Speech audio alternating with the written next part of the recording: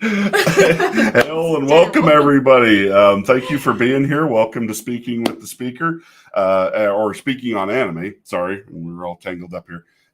Yep, there it goes. We're going to be talking about a fantastic anime today. As always, we're talking about the rising of the Shield Hero.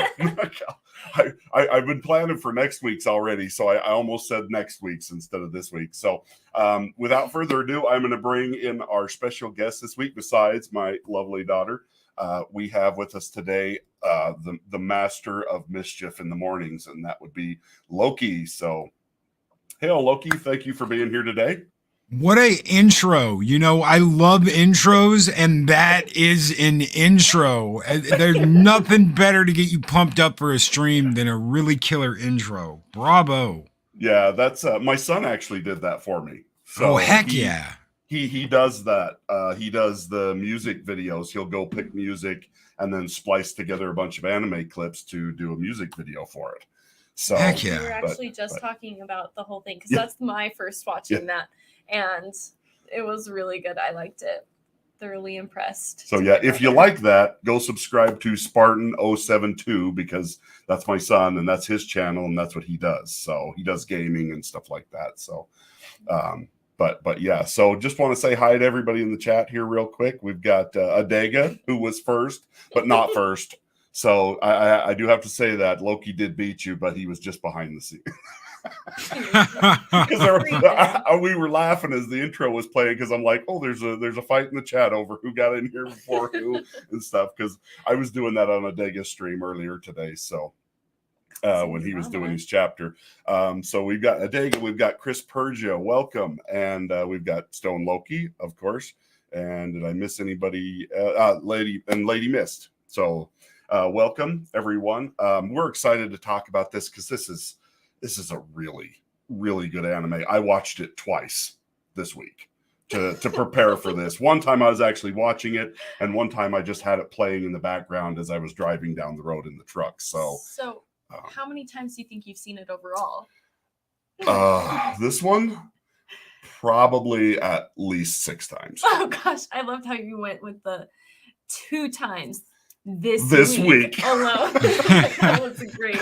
Because I do that a lot. I'll watch animes and then I'll just turn them on in the background and throw my phone or whatever over in the passenger seat, because once I've seen it, it's in my head. Mm-hmm. So I can listen to it and I could just watch, in my head what I'm doing while I'm driving down the road. So I bet I'm still gonna know more than you, and I haven't seen it for a while. Probably because I just get all mixed up in all the I'm just like, because I've watched so many now that they all just kind of ooze together in my brain. My brain's more of a flat brain than one that has a lot of folds in it, so stuff doesn't get stuck. Mm-hmm. It just slides right off the top.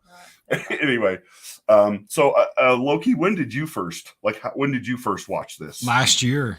It was last year. I was patiently waiting for that season 2 in October, and we didn't get it, and they held it back till April. Mm-hmm. But I saw it last year, towards the beginning of last year, and I was amazed. I wish I had the time to watch this full through a second time. I just watched the first episode again like an hour before we did this, so I just got a little refresher on the first episode. But man, I wish I had the time to just watch it, to just steam through it in like a day or two. I would love to do that. I really would. Yeah, that is the one benefit of my job. Is that because I'm on the road and I'm by myself. So, anybody who knows, if you know anything about truck driving, you have to take a 10-hour break at the end of the day. Hell, and Brandon, the anime guy, thanks for popping in. Sorry, I might mixing things, but so like I have to take a 10-hour break. Well, I can't sleep for 10 hours. If I sleep for 10 hours, I wake up more tired than when I went to bed. So I have all this time to just sit, and so I end up watching anime to take up the time, and then like I say, I'll re-listen to it as I'm driving, just not watching. So yeah, when you said you rewatched the first episode, I feel like that's a terrible idea because you've got to keep going, Loki. know. It's like eating one Pringle. Yeah, You can't do that. you get to the end of that episode and you're like, really? Okay, on to the next. Like, it's just pulls you right in. Yeah, this one really does grab you quite fast. I already, like, I noticed things that I never caught the first time. Like when he opens the book, he says, I wonder who the heroine is. It can't be that princess. She looks bitchy. And you're like, oh my God, dude. She is. Yeah, because later on, by the way, spoilers, everybody, we are going to talk all about this first season. So if you've not seen it, but I mean, trust me, if you've not seen this, go watch it. Even though we're talking about it, there's a load of stuff. And I say this every week, there's a load of stuff that you're going to see that we couldn't even come close to describing it all. So no matter what we talk about, you're going to feel like, we didn't spoil it for you. Too bad, I hope. You might just recall this video and be like, oh, I remember. This is what they're talking about. Yeah. We're helping you. So if you guys had to pick a favorite character, and we'll go through them all here in a minute, but who would you say is your favorite character? Why don't we start with you and then we'll go to Loki? And honestly, I'm going to say, there's so many good ones. I was going to say Philo, but I'm going to go with Naofumi because he just, every time he's on the screen, I'm like, I just want to know what he's going to do next and what is he thinking? I never get tired of seeing him. Never. That's not. Okay, Loki, did you have a favorite in this particular series? Oh yeah, it's got to be Raftalia. It's got to be Raftalia. Going from the I don't even slave girl. I guess slave. She's a slave. Naofumi buys her. And then she's like helping here and there, but she shows so much trust in him. And she is, considering the fact that he bought her and the way he purchases her, but then it's like she's supposed to be there from day one. She was almost destined to be there with him from day one. Because he dreams about her before he ever, goes into that world. Yeah. Sorry, I get excited and I just start blurting stuff out. So I apologize, Loki. Yeah, let him finish. Sorry. And she's handing him like one of those pumpkin things, one of those rubber balls. Yeah. Mm-hmm.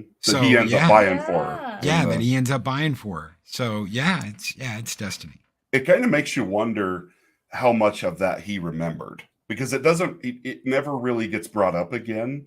He never talks about if he remembered that dream, and that I know when he has the dream, he does kind of say that was a weird, thing and stuff, but then it never gets brought up again after he gets pulled into this world. So for those of you who don't know, he picks up a book in a library talking about he has a dull kind of mildly otaku lifestyle, and he picks up a book and gets pulled into another world. He's starting to read this book. He opens it up past a certain amount of pages, and then they're blank. And at that point, it starts to glow, and he gets sucked in to this world. And that's how this starts. If you haven't seen it, but yeah, if I had to pick a favorite character, it's kind of a toss up for me. The slave merchant.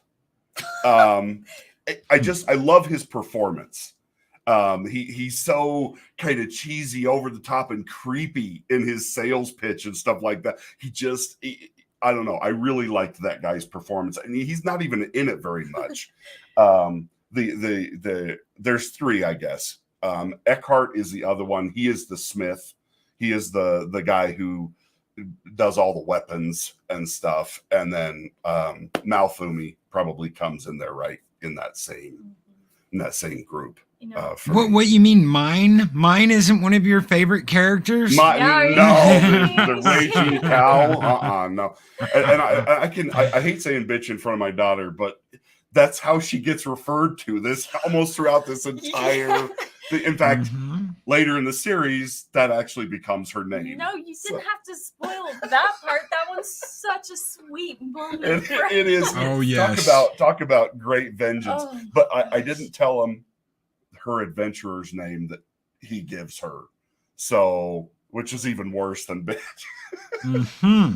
So, do you remember what that is? I'm trying to remember if you got them confused. No, I feel like bitch is bitch was her for her real name, and then because trust me, I watched it twice this week. So, I'm sorry.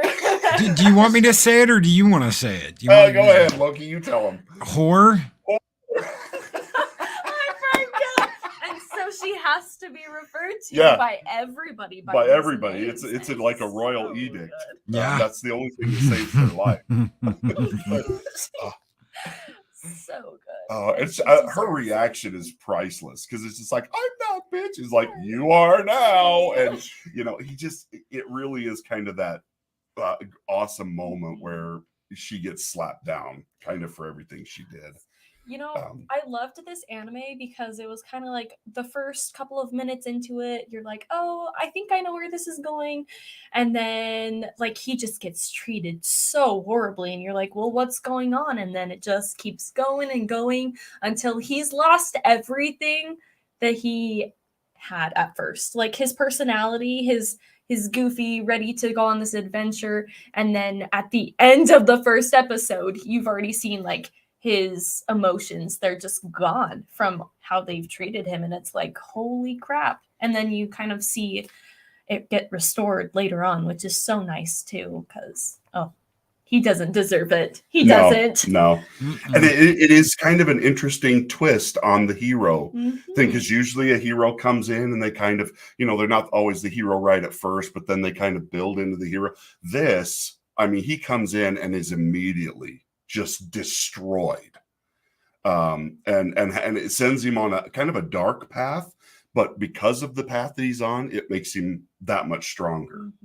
Stronger than all the other heroes. Oh yeah. I mean, by quite a large margin and stuff, and I really like that because it's not the typical trope kind of just because a lot of things in anime kind of tend to be tropes and stuff like that, but they usually use that as a joke through those animes that use the tropes real heavily. And I like how he doesn't shove it in their face, being like, well, I'm so much better than you. Like, they're being all butthurt, and he's like, well, I'm gonna go save everyone. You guys can pout here. Yeah. That's because that's what they try and do. They try and like shove it in the face. Oh, look at us. Look at our gear. Look what we've spent all of our money on, and yours, I might say. Your money too. We spent your money on all of our gear. And he's like, I'll just go make my own. Yeah. And it'll be way better because I crafted it myself. So yeah. And they never really. I like the arc that everybody's on because it's such a slow burn, especially for the other three heroes. They're such tool bags all the way through this, like clear to the end of the first season. They're still like, they still haven't got that. I need to be humbled. I need to realize that, I'm only going to succeed if we all succeed. And kind of, I mean, they're starting to get it, but not really. But that I really kind of, because it's so hard to watch, and yet at the same time you're just like, you see that, even through all the struggles, and that's, I think, the biggest lesson to take away from this is, even though it's like some people have the hardest lives, it makes them the best people. You know what I mean? I've seen people that had really great lives and stuff, and they're just horrible people. And then I've seen people who were just raised with nothing. They were abused as children. They had all these problems, and yet they're just the most, and even if they're covered in tattoos and piercings and stuff, they would literally do anything for you. Absolutely. They're just amazing people. And that's kind of the whole story that I take away from this is like, just because you have a hard life doesn't make you a hard person. I don't know. He'd like to make everyone think that he's all tough and mighty, but he's really a big and he really does become quite brutal. The second episode I was like, bro, okay. And but he never really lashes out. Yeah. Not like in a way. Most of the time I'm sitting there like, when they're talking, I'm just like, oh man, I would be saying this and this and this. But he's just like, he just takes it in stride and he turns around and walks out. And he's just like, I'm not going to waste another breath on you people. another thing that I like about this is he's so protecting of the people that have come into his life, and like Raphtalia and Philo, like when they are the ones being talked badly about, he's like, okay, we're gonna fight right now. And Yeah. spoilers, I'm gonna win because you guys are trash. Yeah. But The Filolials. Gotta love the Filolials. Oh yeah. Yeah. When he first got a Filolial, I was like, what are you doing? Well, I hope it's a dragon. I couldn't have it any other way. No. And it really does get, and when Melty comes into the story, that line, you know, those two characters just get even better because she's so over the top in love with the Filolials. And then later on, you find out her mother's the exact same one. That's what made me laugh. I'm just like, because he's like, oh, well, I see where you get that from. You know, Melty was a lot different than I thought she was going to be. Because, so she's the second princess, you know, and I was like, well, her older sister is awful. So I was just kind of thinking that she was going to be kind of like her, and then she was not at all. Like, she respects Naofumi, she's trying to help him, and I was like, okay, you can stay, I guess. Join the little group, which I love what group forms. But for the people who haven't seen this before, there are 4 heroes, and they all get sucked in from all different worlds into this one. And there's the spear hero, that's Moriatsu Kitamura. Oh, and he is the worst. Douche nozzle. Douche nozzle extraordinaire. Yeah, I mean, just horrible. And then we've got the sword hero, which is Ren Amaki. I liked him, even though he was kind of crappy in the beginning. Yeah. I did like him. He's the most reasonable out of the other three heroes. And then we've got the bow hero, which is Izuki Kawasumi. He'll believe anything. I think I said his name wrong. I love the bow. I mean, I really do. I'm kind of a bow fan, but I mean, he's the youngest of the heroes, and it really shows. He is very immature. He thinks this is a video. In fact, all the other 3 heroes seem to think they're in a video game, because one of the things that you learn really quickly is that these heroes have all been pulled from Japan, but different Japans. So like different worlds. Like the prime minister's not the same in any of them. Like they're all from different quantum realities, I guess, if that's the way you wanted to put that and stuff. So, I mean, that's kind of interesting. The fact that they're all from Japan, but not the same Japan at all. You know,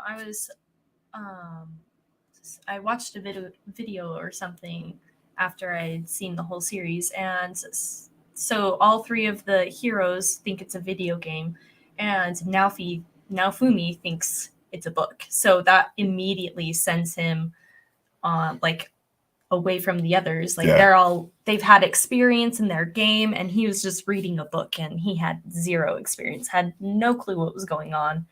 And that just kind of set him apart from everyone else. Yeah, he takes it very differently. And he's the first one to realize this is real. It's really happening. Out of all of them, he's the first one that really pulls that off. But we're there. I don't know how much of the story we want to go into. Did you guys have any particular parts of the story, or like one of the episodes that like stood out to you more than maybe some of the other, or just like an event in one of the episodes? I don't know. Let me think about that. What about you? You're the one that's watched it twice. 1,000 times. I really like when let me pull up the thing so I say her name right. Vittoria. She is the queen of the Filolials. I kind of really like the episode where she comes into the story. Because she's massive. She is like a gigantic Filolial. And Filolials and dragons kind of have this adversarial type of relationship. And there's this monster that looks a lot like a Tyrannosaurus Rex, but it's a dragon. It's got different horns and stuff on it, which it always reminds me of the dragon from Sleeping Beauty, which is my favorite dragon of all time, besides Smaug from the cartoon of The Hobbit. But when she comes into it and just kicks that monster's butt, because like they're wailing away on this thing and they're not having any effect and they're about to get trashed, and she shows up and just wipes this thing out.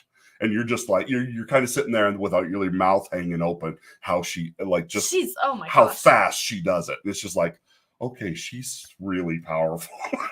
I love that you say that she's got gigantic, because like you may be thinking not that big, but like she's I can't even. She's the same size as a Tyrannosaurus Rex. Like, so she's basically a giant chicken. She kind of the Philolials in that state look like a chicken, really. Wouldn't you say, Loki, or am if you've ever seen a chocobo in Final Fantasy, the original creators said that the Philolials are a nod of the cap to the chocobos in Final Fantasy. So you were saying something about that before we come on. Yeah, the original creator of Rising of the Shield Hero was an understudy of Nobu Uematsu. Now, Nobu Uematsu, for those of you who don't know, I'll probably bore you to death with this, is the guy who composed all of the music for Final Fantasy. Not just Final Fantasy 1, but everything. Everything Final Fantasy has Nobu Uematsu tacked onto it as sound development, sound lead, composer, whatever it is, he did it. His understudy is the one who created Rising of the Shield Hero, and there are little nods everywhere to Final Fantasy. The Philolials look just like chocobos. If you look up chocobo, like a picture of a chocobo, and you see it, you're going to be like, holy crap. When he's riding Philo in that race, that is a straight up chocobo race from Final Fantasy. It's absolutely crazy. So, the Philolials are like a little nod to the chocobos in Final Fantasy series. Yeah, it's just, and that race, I mean, it's kind of fun, but I mean, it like every time Noriatsu comes up against the spear hero and what's her name? The bitch princess. Mine. Like they have, like it's just awful every single time, and Malty or mine is just. Oh my god, she is so bad. Like, I don't think the spear hero would have been the human nightmare that he was without her. Like, she just, I mean, she's super hot, and so she's got him wrapped around her finger. And so in every interaction, she just takes it and makes it so much worse. In fact, Naofumi at one point is just like, why is she always like this? He actually says that, and it's just, I mean, towards the end of the season, where he's just like, he's so tired of dealing with her and her psychotic behavior. But in this race, like she's cheating, using magic and stuff to try and throw him off the trail and make him fall in like a pit trap and all these different things, and he still wins. Naofumi still wins the race, and it's just. I mean, and that's the thing. You really just start to pull so hard for Naofumi because you're just anything like so she doesn't win. So that she'll win. It doesn't. We don't even care about Moriatsu or anything. It's just so she. Just no. And that should be a word to the wise for all men out there. Never simp for a redhead. No. It will never end well. It will never end well. Valkyrie isn't in here today because she'd be like, hey. But I'm kind of a redhead, so you can't tell because I've shaved it all off. But I'm the wrong kind of redhead. I don't think so. Yeah. Well, okay, my facial hair's red. Actually, it's mostly white these days. So we're getting old. I'm right there with you. So Loki, what's an episode that you really liked? When you find out it's the episode, God, I can't remember the name of it. It's the episode with the pirate ship where you find out there are heroes other than our heroes that are crossing over, and you're like, oh, this is a lot bigger than just good versus evil and a protein storm, chaos, whatever you want to call it. This is much, much bigger. Yeah, much more in depth. than what you've been led to believe, and I love that. I love the when the woman crosses over, when Lady Death or whoever, whatever her name Glass, is, Lady Glass, Yeah. yes, when she crosses over and it's that first fight, and they're like, nothing we throw at her will work, and then Napomi's like, okay, I'll give it a shot, and you're like, yeah, my boy, that's my boy, you're my boy, Blue, go get her.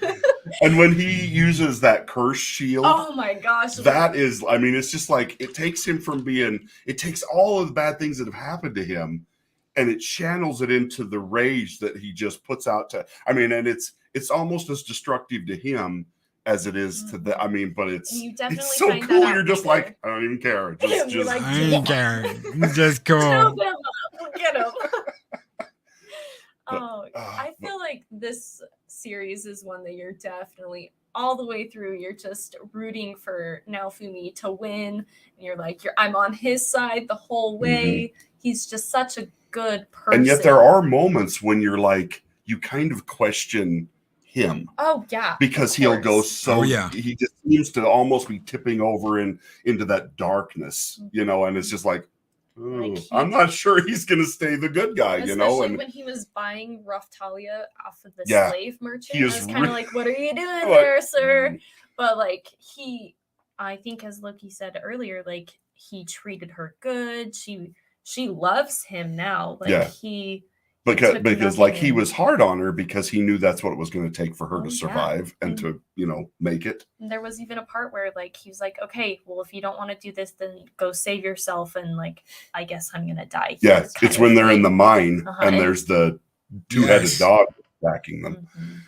But he's really hard on most of the people in his party at first but I mean, he has such trust issues now because of everything that's happened to him. I mean, he's been taken in several times and then like totally gets just kicked in the nads. And that's one of the beautiful things about this show is that if you're just looking, you think, well, this person looks good and this person looks like a good person and these people and they're not.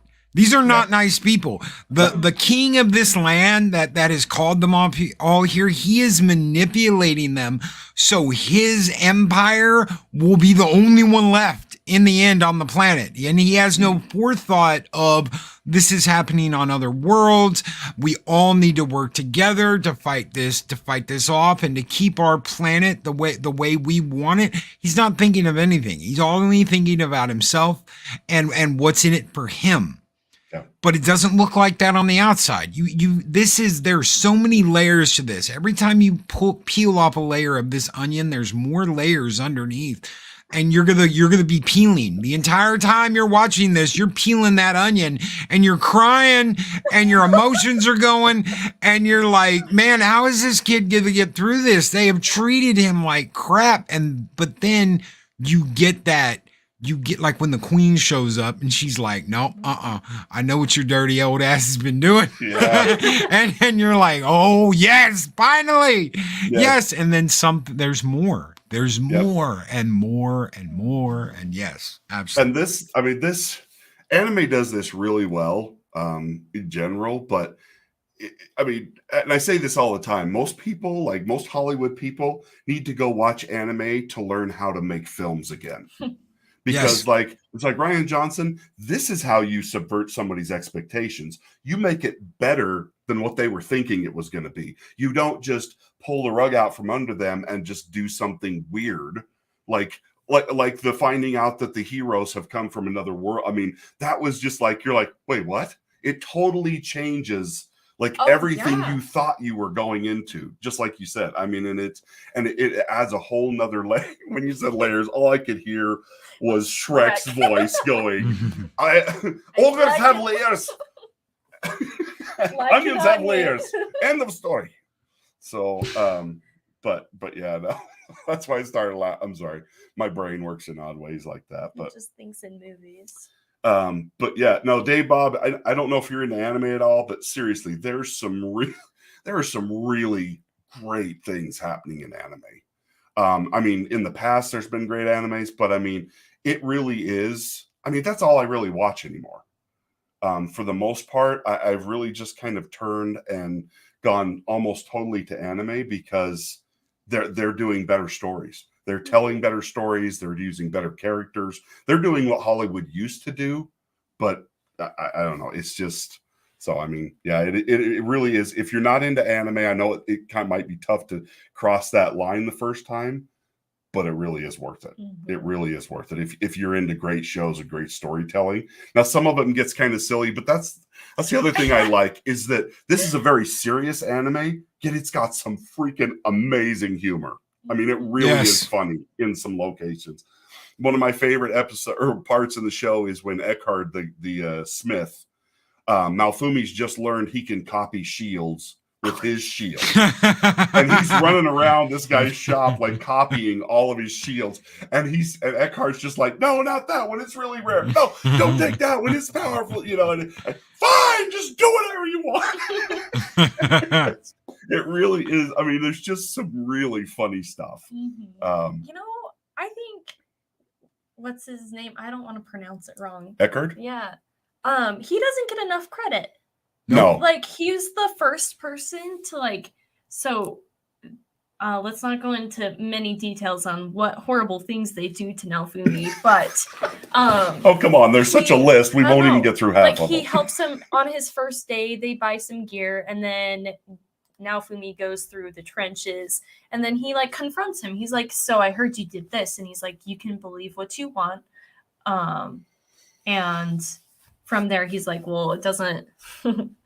He's like the one person to give Naofumi a chance and like actually help him out here and there. Yeah, I mean, like, he's ready to punch Malfumi in the face, and he just looks at his face and looks into his eyes, he's like, and you can see he gets it. He's just like, this kid didn't do this.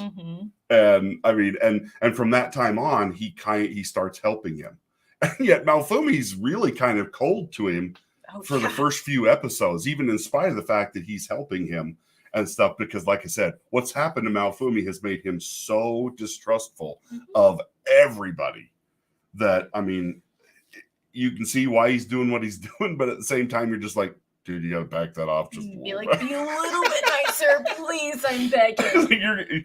It goes back to that whole thing, you can catch more flies with honey than you can with it's like, you really gotta, but I mean, it just, I don't know, this story, at every turn, you will never feel bored watching an episode.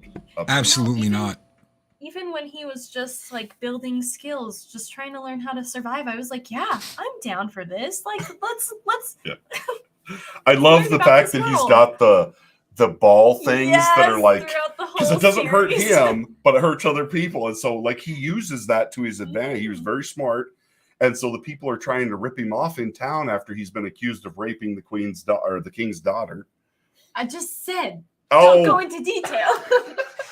We can leave it to that. I mean, he gets accused of anyway. He gets accused of doing this horrible thing, and it goes through the whole town that he's this horrible guy.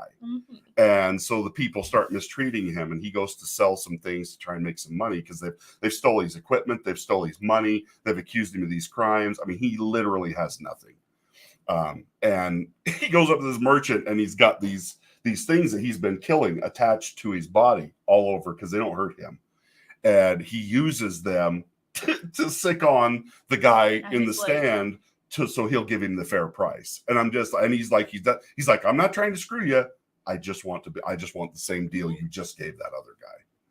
So, but I mean, he's very smart. And I thought that was clever because he uses that trick several times. In fact, he uses it on the spear guy, which is my favorite time that gets used. I think that's my favorite episode is when the spear hero and him fight, because it's like everyone is seeing over Raptalia when they're trying to I hated that part too, because the wave just ended. He worked his butt off, and they're at this party because they had to get a reward, and that's the only reason he's there. He's not there to like mingle or get a break. No, he's just there to get some money and go and be off on his own. And then they just totally throw him to the wolves. Horrible bitch shows up and starts doing what she does best. And then they fight, and everyone is seeing like, oh, well, maybe this guy isn't as weak as we all thought.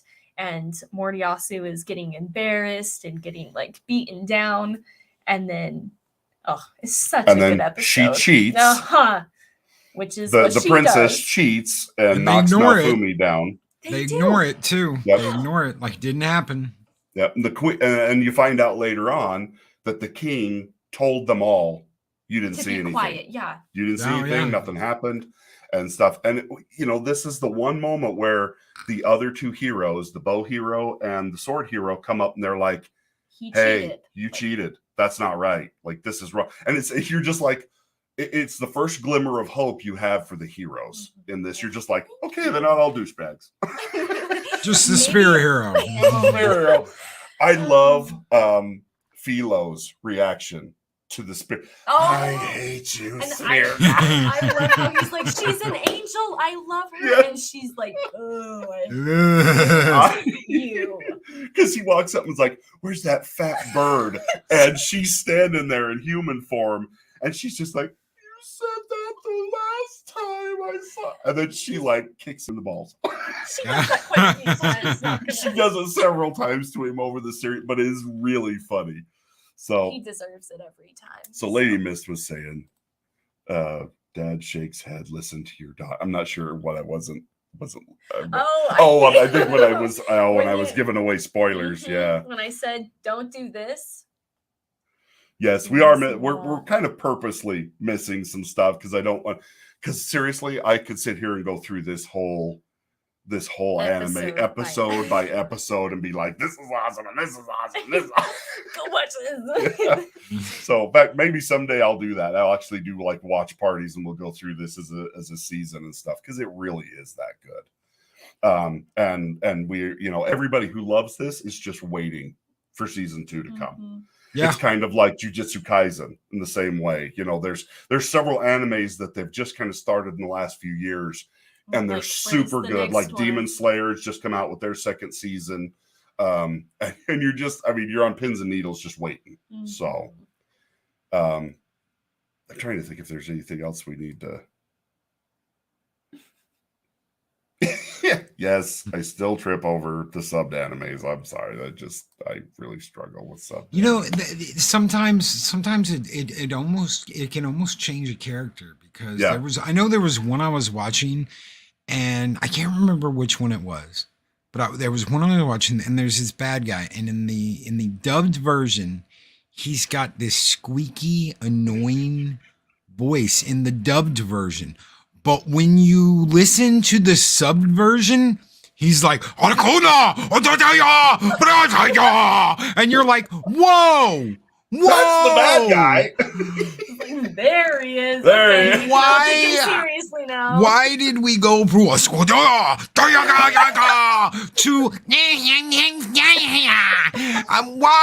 why? Who made that casting decision? Who Somebody did that? Funimation gets you getting right in the head for doing that. But yeah, because that and I've seen that a couple of times. And Lady Miss keeps giving me subbed ones to watch. She gave me one like 2 weeks ago, and I went and tried to watch it. And seriously, like the subtitles were on and off the screen like that, and I'm just like, I can't. Like, okay, moving way too fast. We've got the kindergarten level reading speed. That's right. Pause it, look at what's going on the screen, read it, and then say. So okay. I grew up in the era of Atari. And then I kind of lost things. Somebody hands me a controller for one of the new game systems now, and I'm just like, I don't have enough fingers. There's more buttons on here than I've got. I don't know how you. Why are there 2 sticks and 19 buttons on the controller? That's why I do computer gaming. Because I can't do console. I end up. I remember the first time when the first Halo was still really big. Even back then. Like I ran around shooting the sky. I never got any. There was a younger guy that was playing with me the one time we worked together, and he brought his console over. And seriously, he's like, "Dude, you haven't shot anybody yet." I'm just like, "I'm sorry, I can't figure." Anyway. If you guys could see my dad's key pad right here, the AWD keys are worn off. You can't even see what the there's no paint on those keys because I man. use Tell them me so much. you play computer games without telling me you play computer games. Yeah, it's kind of obvious. But yeah, so this seriously, go watch this. Please. If you have not seen it, you will not regret it. Absolutely. And you will be ready for season 2. Mm-hmm. And it's kind of cheating for you guys because you won't have to have waited nearly as long as the rest of us who've been waiting for like 2 years for I watched this. this in 2020 when I was supposed to be doing homework at home during COVID. And I think watching Rising of the Shield Hero was a better choice. Now that you've graduated from high school and I can't get mad at so you for I it. guess Yeah, okay. it means that I did something okay. But no, seriously, this is a very underrated anime. I almost never hear about it, and this one has my heart locked in a cage. It's beautiful too. Love It's it. beautiful. The artwork is so beautiful on this. I mean, it's like going back and watching a very, very clean 80s anime. Mm-hmm. With upgrades, with like present day upgrades. But the artwork for every character is like, wow. Like you pulled this straight up out of Japanese animation from the late 80s, early 90s, and then you cleaned it up and you added stuff that can only be done today. It's beautiful. It really is. And the vocal work for the dub part is really good. Oh yeah, I think they really did a good job. I don't think that, because every once in a while there'll be an anime like on Goblin Slayer, the guy that plays the voice of the dwarf, he ruins that character for me every time I hear him, because I'm just like, you are not the person who should have played this. I'm like, I want to hear Gimli, and it's like what Stone Loki was saying before. I want to hear Gimli, rough and and he's more like, all right, you crafty gnomes. And it's got this kind of nasally, and I'm just like, no. So I mean, no. I feel like that's what it fit the characters very well. That was the anime I was thinking of. It was the original Ninja Scroll. In the original Ninja Scroll, you get this guy in the beginning of the movie, and he's like, in the Japanese one, and you're like, wow. And then you hear the American one, and it's like, put 40 pieces of gold to me, and you're like, what is this? What happened? Did somebody give him a balloon of helium before he went into the booth? 40 pieces of cultivated, you think we're really that stupid? And you're like, wow. They really switched that up, didn't they? Yeah, it's kind of a rough. It's rough when they get the characters wrong. But Funimation, for the most part, does a pretty good job of trying to match up the characters with the voices and stuff. My favorite vocal actor that they use is Christopher Sabat, and he's the one that plays All Might in My Hero Academia. So they use him a lot, but he's just got a fantastic voice. He's also in Tokyo Ghoul. He plays one of the bad guys, and it's so different to see him doing a role for the bad, but he does it really well. Isn't he also in Full Metal Alchemist? Yeah, he's Full Metal. Yeah, he's in. Can't remember who he plays in Full Metal Alchemist. I can picture him in my head. He's like this big, muscly, like blonde guy. And the guy in real life he's like wearing a beanie cap and he's got a big beard. He doesn't look like his voice at all, but like he has a tremendous voice. Did you know he cries in the booth when he does like really powerful lines? He cries? Yeah, I didn't know that. Well, most good vocal actors, they have to do.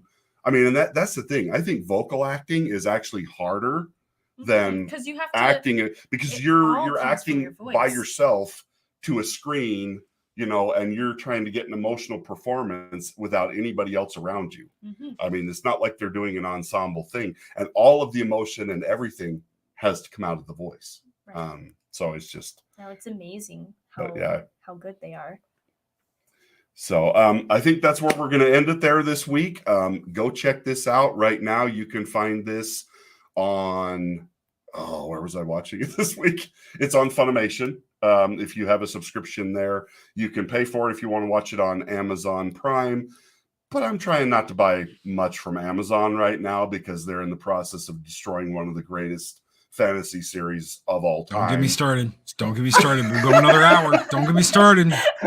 I've actually just started a new series on my channel called Histories of Middle Earth, Yes, where I we saw will that. go over the actual histories of Middle Earth, not the crap that is being cooked up at Amazon. That is not canon and was not written by Tolkien and has nothing to do with the works of Tolkien. The fact that they're calling it Lord of the Rings is a travesty of justice, and naming characters after characters in our books is complete crap. Don't Isn't that the TV show? Yeah, they're coming out with a TV. It's gonna just be. And they don't have so they do not have the rights to the Silmarillion. They do not have the rights to the Unfinished Tales. They do not have the rights to there's another Middle Earth book. They don't, everything where they talk about the Second Age, they don't have the rights to and can't talk about what's in those books. So yeah. So without that, you can't really tell that story. I mean, you can type little footnotes to the story, but like you can't tell a story if that's all you've got. That's like handing somebody, I don't know, the appendix from a book and being like, okay, make a movie out of that. It's just like, no, you can't. Isn't that what they do with most of the movies on the books? They're like, Hollywood does tend fingernail, to and you screw can everything. You get triggered. Yeah, we're all every time I think about that show, I get angry and stuff. And and all I see now is that fat, beardless dwarf queen woman in my head. It's just like she's burned into the back of my retinas, and I'm just like, y'all bring mama some more muffins now. Dwarf muffins. Oh my god. But that's supposed to be Thrain the Second's wife. Yeah. I'm like, okay. Like, no. Just so everything about that show is just no. But yeah, it's sad what they're going to do to that. But you know what? I've been listening to, because they just went back and redid the audiobooks with Andy Serkis. Yes, on Amazon. I got that too. Gosh. Yes. Because I listened to it before. You guys sound like real fanboys. I know, isn't it awesome? I'm here for it. Oh my god. Did you guys hear that one? When Robert Inglis did it, and he would put me to sleep. I'm like, I could not drive and listen to the old Lord of the, because I'm like, he was just kind of, it wasn't terrible, but he wasn't good. Andy Serkis is just like, this is freaking awesome. I'm just going through the Fellowship right now, and I'm just like, seriously, if you want just something to listen to when you're driving back and forth to work or whatever, seriously, go buy those audio. I remember the one you're talking about too, because it's like Frodo handed the ring to Gandalf. Do not tempt me, Frodo. And you're like, yeah, you're like, nod, what? You're off in the ditch, and you're just like, I'm getting a little too animated. I have been fine this whole time, and you've been like, oh my gosh. And that, see, just as you said that, you pulled it out of my ear. Heldar, Darth, thanks for popping in here. I mean, thanks for coming. I had somebody get after me the other week when I said they popped in, so I think it was Lady Mist. But no, seriously, I know we went off on a tangent there, but I mean, these stories are similar. That's the thing I love about Tolkien. Tolkien inspired so many people. So many people use his works as a base for elves and dwarves and dragons. And I mean, seriously, he has influenced so many people throughout the world. I would not be surprised if whoever did this show was a fan of his work. And that's one of the things they're going against. Believe it or not, as much as no one will admit this, the reason why you've got like people like that, the Gerber baby saying, I want to subvert your expectations, and Roundhead Ryan Johnson, all of that is because they want to be the person everyone bases their stuff off of. Yeah. That is why they are pointing fingers at old creators. That's why they're pointing fingers at people who created these IPs, calling them ists and obes and yahtzees and all this other stuff, because they don't want them to be the arrow that points you when you make something. They want to be that. They want to be the guy who does that. So if they can point their finger at the old guard and say, well, you're just a bunch of ist, obes, and yahtzees, and you're ists, and orcs are Black Lives Matter, and you killed all the orcs. And if they can do that and get away with it, they're going to do that because they want to be that guy. They want to be the new guy that everyone bases their stuff off of. And they don't the have Gerber the baby ain't talent it. to do it. So they have Yeah. to steal somebody else's work. Yep. It's it's just sad. So thank you guys for being here. Yeah. Thank you, Loki, for on being that here. Thank you. Thanks for coming to Rising of the Shield Hero / Lord of the Rings. So what have you got coming, Loki, that you're doing on your channel? The morning show, we're still doing the morning show Monday through Friday, every morning at 8 a.m. Central Standard Time. And like I said, we've got a new series, Histories of Middle Earth, that's going to be, next is going to be the last alliance of men and elves in the Second Age. That'll be the next one coming up. And that'll be this week. And I'll have another one coming up after that that's going to go over Elrond and Gil-galad. Who was Gil-galad? We've never seen Gil-galad in a movie. We're not going to see him in a series. And he's the guy that Sauron picked up and literally like set on fire with his mind. How cool is that? And the fact we never got to see it. Yeah.